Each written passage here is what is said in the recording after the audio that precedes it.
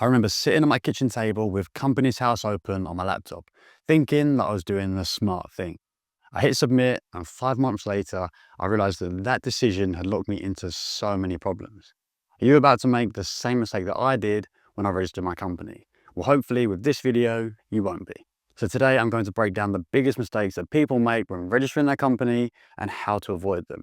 These aren't just admin errors, these are things that can ruin your tax bill, have you stressed to the point that you really want to give up, and leave you stuck in the wrong structure, wondering how you'll ever get out of it. I'll show you why registering too early is one of the most expensive mistakes I see, when the right time to register is based on your actual income and your tax situation, and the key steps you must take before you even think about becoming a limited company. But what if you've already registered your company? Is it too late to fix it? Well, here's the good news. It is not too late. You can still fix it. If you think you've made a mistake by registering too early and haven't made much money yet, you might not need to actually keep the company. You could still dissolve the company and switch back to being a sole trader, which is simple, clean, and often better in the earlier days. Or if the company is already active with transactions going through it, then we can review how you're paying yourself, what expenses you're claiming, and then restructure things to get you the lowest tax bill possible. The key thing here is to not ignore it, because as soon as you're a director or a shareholder of a limited company, you have legal responsibilities for reporting to HMRC. The sooner you sort it, or the sooner you get advice, the more options you've got. If you're a bit worried about your structure and you want to find out how much tax you're overpaying, then you can take my 60-second quiz using the link below. But let's go back to when I just signed my first client. With £2,000 in the bank, I was absolutely buzzing. So I thought, right, I'm a proper business now, it's time to register a company. I was watching all these different YouTube videos where everyone was saying the same thing. Set up your limited company, it makes you look legit, and clients will take you more seriously. They made it sound like the first thing that a business owner does is set up a limited company. Like, if you don't set one up, are you even a business? So I went to Company's House, filled out the form, and clicked submit. Easy as that. But instantly, I had so many more responsibilities that I didn't even understand. Then there I am, 2 months later, and I had no clients. Absolutely zero. I was still trying to figure everything out and trying to work out how to grow. Well, I still actually am, but at least I got a few more clients now. But back then, I had a company with no plan at all. Next thing I knew, it was time for the year-end accounts and then the corporation tax bill. Always keep a company alive that was barely making any money. But then that's when it hit me. Starting a company too early is like booking a wedding venue after the first date. All right, yeah, she's looking good, but you've locked it in even before you've even figured anything out about her. Not to mention, it's going to be expensive if it doesn't work out. And there is a pretty harsh lesson to be learned here, and that's to not run before you can walk. Start the process as a sole trader. It's simple, it's cheaper, there's less admin, no company tax returns, and when the money starts coming in consistently, that's when you should think about going limited. But fortunately, it wasn't just me that was making all the mistakes. Let me tell you about a client of mine. He was super keen and had just landed a few freelance gigs and wanted to do things properly. So without speaking to anyone, he registered his limited company just 2 days before the new tax year. Now, if you're sitting there thinking, well, what's the issue with that? Then you're not the only one, because he didn't realize either. The UK tax year runs from the 6th of April to the 5th of April the following year.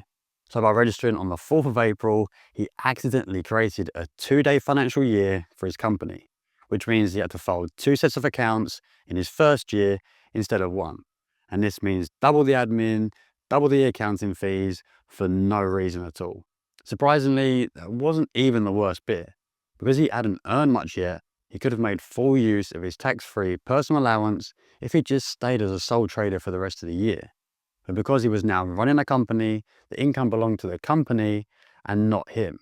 If he'd waited just 2 more days and registered after the tax year started, it would have lined up perfectly, and we would have only had to have submit and pay for one set of accounts. The big question is, what should you do? Well, ideally, you should register your company shortly after the new tax year begins. Early to mid-April is usually the sweet spot, and that way you get a full financial year from day one. And as I mentioned before, only register when you're confident you'll be able to earn consistent income to benefit from a company structure. Otherwise, you'll be paying for a complexity you don't even need. I would also definitely recommend speaking to someone first. A 10-minute chat with an accountant can save you hours of admin and thousands in accounting fees and tax. Registering at the wrong time is like planning a big romantic weekend away with your missus on the week that you break up. No matter how nice the hotel is, the timing is absolutely terrible, and all you've done is just waste money. Registering a company without a plan is the fastest legal way to lose money. A company is a legal entity, and once it's set up, you've got serious responsibilities. Registering a limited company through Companies House can be done in less than a day. Other than an ID and an address, you don't really need to prove anything. No proof of income and no proof of funds in the bank. Pretty much anyone can do it. Although that sounds good, that is actually the biggest trap. Because once it's set up, the rules aren't optional. So let's break down a few more bits of essential information you need to know before you register. Some of the other questions you might have that are floating around your head. First, do you need a business bank account? The biggest mindset issue I see with someone setting up a company is realizing that that money that's being earned and spent no longer belongs to them. A limited company is a separate entity from you. It's not your money anymore, it's the company's. So the company needs to have its own bank account, and all income and business expenses should go through that account. All income needs to be addressed and paid to the company. This includes sales, client payments, invoices, basically everything. And yes, you should aim to pay for business expenses from the company account too. That includes software, equipment, tools, training, stock, anything that's genuinely for the business. But if you do accidentally use your personal account for something business related, it's not the end of the world. Your accountant can record it as money that you're owed back from the company, which is called a director's loan. But groceries, personal fuel, holiday clothes, they're not business expenses. And HMRC is very clear on this. It has to be wholly and exclusively for business use. But if you do accidentally buy something from the business account that is for you personally, then just like with the director's loan, this can be recorded as money that you owe the business. Now, onto naming your business. What name can you choose? And once you've chosen a name, can you then change it at a later date? Now, the only rules around choosing a name is that it can't be offensive and it can't be the same or very similar to another company name.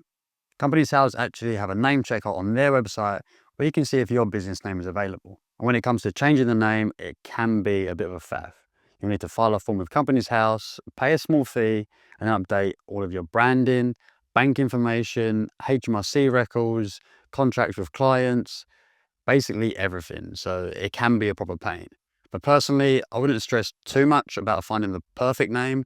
I would just try and pick something that you're going to stick with. The main point that I'm trying to make here is that setting up a company without a plan is like renting a house with your new girlfriend, but moving into it with no furniture, no running water, and no idea of how much the rent is. More importantly than anything, before you register your company, you need to make sure of the following 4 things. You've got a business bank account lined up, you've got consistent income coming in, you're ready to keep the personal stuff separate, and you know the most tax efficient way to pay yourself as a limited company director. But if you've got no idea on how to pay yourself and you want to find out how to legally pay 9% tax every single year, then you should watch this video right here.